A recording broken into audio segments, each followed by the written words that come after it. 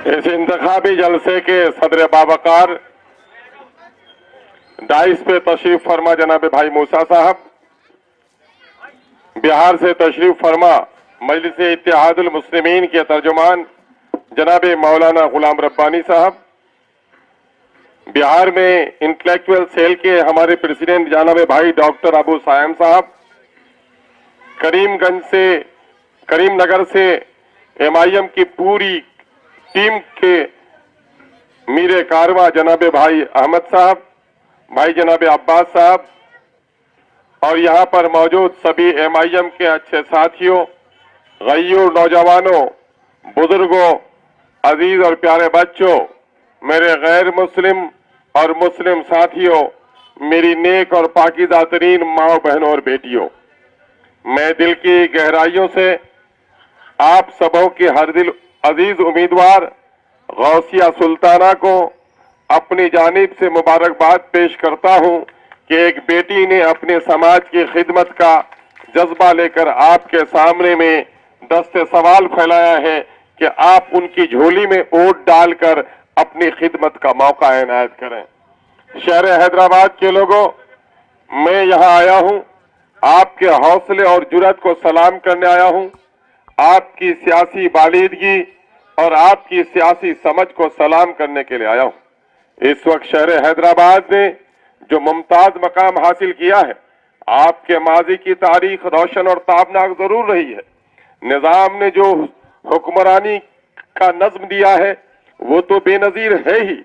आपका शहर तारीखी शहर है, उर्दू का किला ये रहा है। आपका शहर चार मीनार के नाम से मशहूर रहा है। मक्का मस्जिद के तकद्दुस से भी पूरी दुनिया वाकिफ है। लेकिन इस वक्त जदीद हिंदुस्तान में अगर इस शहर का नाम रोशन हुआ है, इस शहर की अजमत में इजाफा हुआ है, तो आपकी तवाना सियासी ताकत ने आपके इज्जत को दोबाला किया है। हम आपको मुबारकबाद देने आए हैं शहर हैदराबाद के गय्यूर बासिंदों कि आपने इस वक्त जुल्म की आंधी में जो हक व इंसाफ का चिराग जलाया है, पूरे हिंदुस्तान में दूसरा शहर आपका मुकाबिला नहीं कर सकता है जो आप मुमताज और मारूफ हैं। मैं इस वक्त बड़े यकीन और दावे के साथ कह सकता हूं कि हिंदुस्तान के किसी भी इलाके में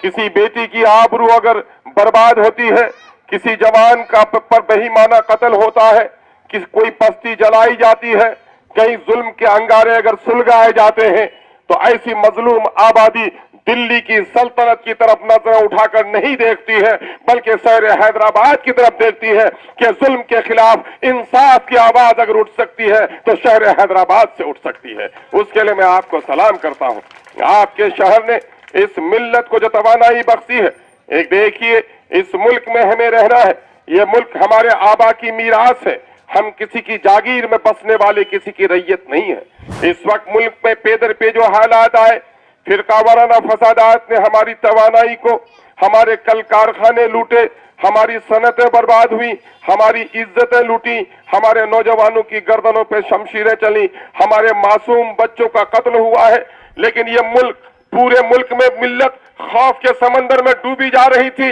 ऐसे वक्त में अगर इस उम्मत को किसी ने सहारा दिया है, इस कमजोर मिल्लत को किसी ने तवानाई बख्शी है और एहसास कमतरी के समंदर में गर्क होने से अगर किसी ने बचाने का काम किया है, बिलाशुबा मैं दावे के साथ कह सकता हूं, आपकी शहर की अजमत और आपके शहर के बेटे जनाब बैरिस्टर असदुद्दीन अवैसी साहब की हक व सदाकत की आवाज ने ताकत बख्शी है। आज मुल्क में नौजवान अगर मुदल्लल बहस करता है, इस मुल्क का वाजिब हिस्सेदार अपने आप को समझता है, मुदल्लल गुफ्तगू करता है, तो ये गुफ्तगू की तवानाई, ये ताकत उसे कहां से मिली है? जब टीवी में के स्क्रीन पे बहस करता हुआ अपने शेर को देखता है, जब जुल्म के ऐवानों में भी हक व सदाकत की आवाज को बुलंद करते हुए देखता है, पार्लियामेंट में जब किसी से नहीं, न करबल में, न मक्तल में, न शाह के आगे मोमिन झुकता है, फकत अल्लाह के आगे, अल्लाह के आगे झुकने वाला जब किसी के सामने में नहीं झुकता है, तो ये चीज हमारे नौजवानों के सीनों में एक नई तवानाई बरस रही है। और आज जरूरत इस बात की है, ये शहर जो मोहब्बत का अमीन रहा है, ये शहर जो तरक्की, अपनी सराफत, अपनी जबान, अपने कल्चर की अमीन है, इस शहर को दुश्मनों की नजर लगी है। गुजरात के नफरत के सौदागरों ने आपके शहर का रुख कर लिया है। दिल्ली में बैठे हुए कांग्रेस के मुनाफिकों ने भी آپ کی محبت کو پامال کرنے کی کوشش کی ہے۔ میں داستان غم نہیں سنانا چاہتا کہ بابری مسجد کے توڑنے کی سازش میں کانگریس کتنی بے نقاب ہو گئی ہے۔ وہ کانگریس جو چھپ چھپ کر سازش کرتی تھی 5 اگست کو بے نقاب ہو گئی ہے۔ رام مندر اور مسجد کا تنازع کھڑا کرنے والی یہ کانگریس اب آ گئی ہے سامنے میں۔ جس مسجد کی ٹوٹی ہوئی زمین پر وہاں پر مسجد بنانے کی یقین دہانی کرانے والی کانگریس آج چاندی کی دیواروں سے مندر کی تعمیر کر کے اپنے آپ کو بے نقاب کر دیا ہے۔ اس منافق سیاست سے آپ کا ہمارا اعتماد تو اٹھ ہی چکا ہے، لیکن دوسری طرف گجرات کا نام لب پر آتا ہے تو میرے کانوں میں اور میرے تصورات میں وہاں کی ماں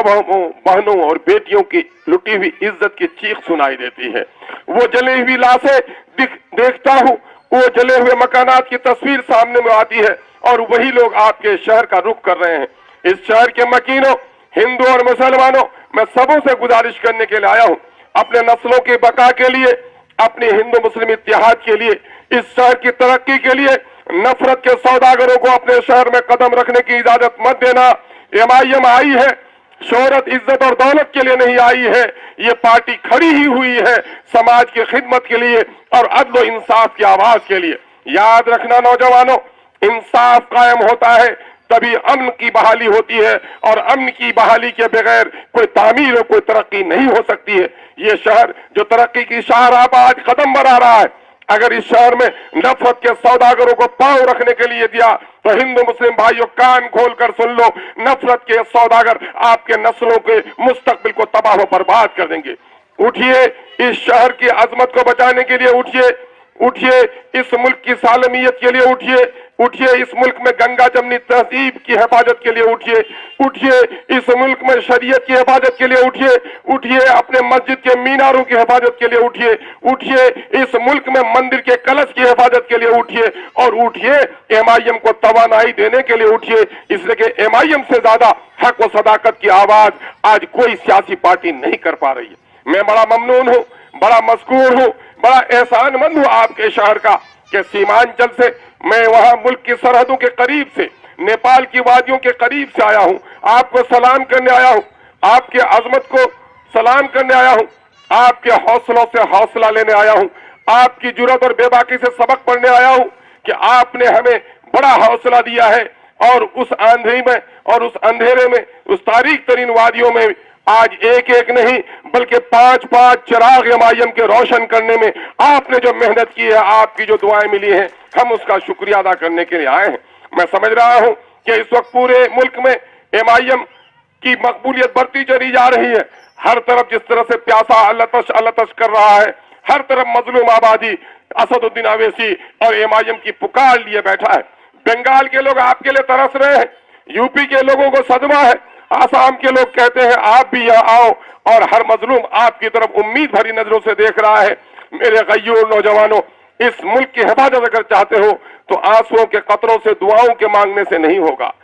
قوموں کی تاریخ آنسوؤں کے قطروں سے نہیں بلکہ لہو کے قطروں سے لکھی جاتی ہے۔ جو قوم دنیا میں گردن کٹاتی ہے وہ تخت و تاج کا مالک بنتی ہے، جو قوم گردن جھکا لیتی ہے اس کی نسلوں سے غلاموں کی پیدائش ہوتی ہے۔ آؤ اپنے عزم کو تازہ کرو، اور مجھے بڑی خوشی ہوئی ہے کہ غوثیہ